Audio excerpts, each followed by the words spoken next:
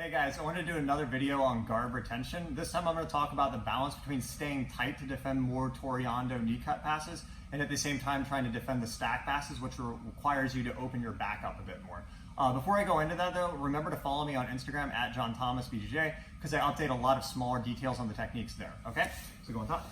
So when I'm playing my guard, one of the big problems people have is like opening this elbow knee space, right? So if I'm on my back and I try to keep my knees tight but my head's down and my hips down, it's hard to maintain this position tight. So one thing that helps you keep this tight is by doing a really tight crunch, right? I'm actively trying to bring my knees tight and I'm doing like a sit-up, right? So if I'm here, just to exaggerate how strong this is, just grab this with both hands.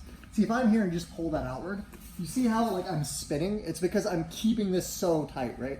When you do that as well, if you do it like this, I see people do this, you can't do that either because you need to have your hands active for gripping, framing, and defending, right? So generally I'm tight like this, like crunched into a tight ball. I'll have my feet moving. If they're trying to make initial grips, I'm often like moving my feet. I'm trying not to kick her in the face, but you have to keep your feet moving. At the same time they're doing that, I'm looking for grips. So I get sleeves. If she's standing close, I might grab an ankle to go to De La Riva. She backs up a lot, then I might sit up, and now I can grip fight from here, right?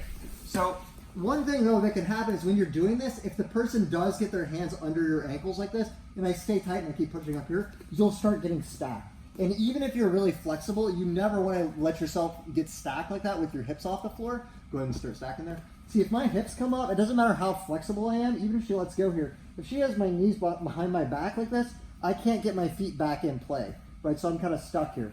So what you have to find is there's this balance between the anti-stack motion, which I did a video on before, so go ahead and start pressing up, where I kind of more open my legs and arch my low back, and see I drive my head down, and I open my shoulder blades. So if she starts stacking here, like this, I can kind of walk back, and eventually I'll kick my feet off to come back down.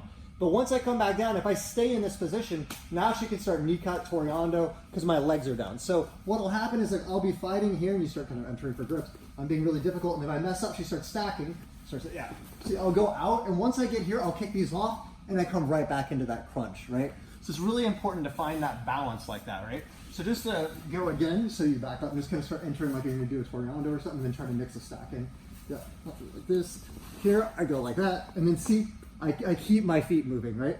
One thing that often happens here is she gets that C grip under your ankles, right? So the more I press down, the more I'll drive myself up when she gets that, right? So keep pushing here. See, I'm driving myself up. So what I want to do is that anti-stack motion, but to finally get off of that grip, I have to kick my foot upward.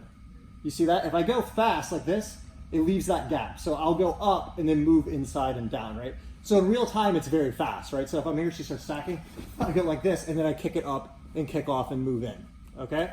And again, if you start to get stuck in the reverse, like where you start going up here too much and then she starts switching to push the legs down, right? Now you have to come back into that tight crunch. See, it's way easier to get your feet in. It's way easier to move. When you're in a tight crunch as well, there's less of your back on the mat. So when you're in that tight crunch, if you think of like a top, right? If you try to spin a book, it's not gonna spin, it's just gonna move a little bit. If you have a top, there's a small point of pressure. So when you're in that tight ball, it's like this is your body and you curl up into this, so there's one small point and it makes it easier to spin to recompose. So here like this, starts passing like this way maybe. See here, it's easier to move, right? Go ahead and stand there, it's fine. Watch this, just stay there, you're good. Watch, here it's really easy to spin, right? Just because you're tight. If you're flat like this and you try to spin, you don't move, right?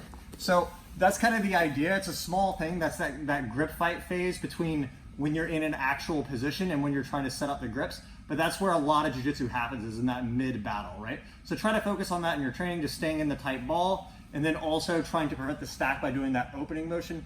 If you guys are a little confused on the stack thing, I have another video on that. I think it's, I'll put the link in the description for that video. All right, guys. So if you guys like the content, please comment and let me know future questions because I'm trying to put out more videos now that I'm back in Sweden. And I'll do like these bigger videos as well, but I also want to do a lot of quick short videos that answer some of the questions that pop up in the comments, okay? So as always, if you guys like the content, please like, share, subscribe. Thanks a lot.